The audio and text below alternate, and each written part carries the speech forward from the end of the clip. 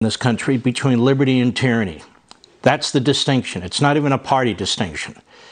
And it is an ideological distinction. What kind of a country do we want to live in? You have a Department of Justice headed by radical political apparatchiks. Not just Merrick Garland, but under Merrick Garland, names you've probably never heard of before. The Deputy Attorney General is probably the #1 Svengali in the Department of Justice, Lisa Monaco, longtime Obama operative.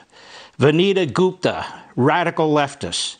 Kristen Clark, radical leftist. She's the Assistant Attorney General for Civil Rights. Kenneth Polite, the Assistant Attorney General for the Criminal Division, and the U.S. Attorney in Washington, D.C., Matthew Graves. These people make up the cabal, if you will, the Department of Justice Politburo that is making decisions about the future of this country and are using the law in a way that we were told would create tyranny.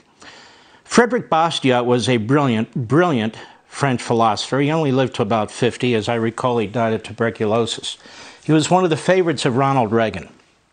And he wrote, "The law perverted, and the police powers of the state perverted along with it. The law, I say, not only turned from its proper purpose, but made to follow an entirely contrary purpose. The law becomes the weapon of every kind of greed. Instead of checking crime, the law itself is guilty of the evils it is supposed to punish." In his treatise, The Law, Frédéric Bastiat. And that is exactly what's taking place today. I want to read something to you. It is the Soviet Constitution of 1934 in my book, Ameritopia, of several years ago. It's a fantastic constitution. I think I mentioned this to you many years ago, early on in this program.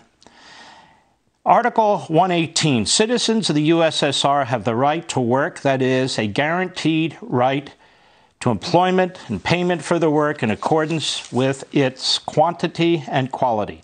Article 119 of Stalin's Constitution, citizens of the USSR have the right to rest and leisure, the institution of annual vacations with full pay for workers and employees, and the provision of a wide network of sanatoria, rest homes, and clubs for the accommodation of the working people. Article 120, citizens of the USSR have the right to maintenance in old age and also in case of sickness or loss of capacity to work.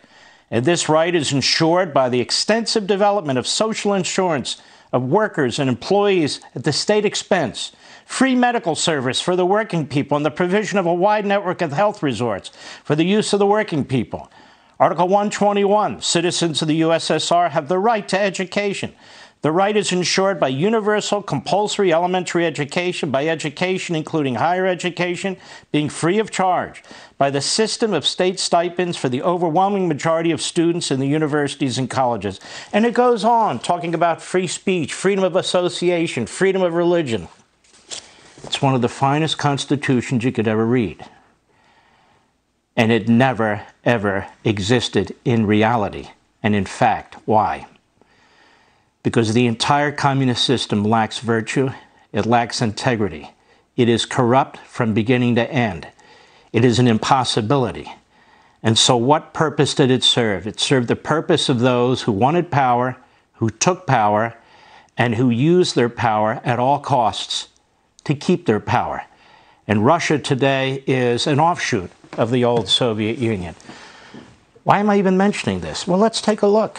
Let's look at our Constitution, if we may. The First Amendment. Congress shall make no law respecting an establishment of religion,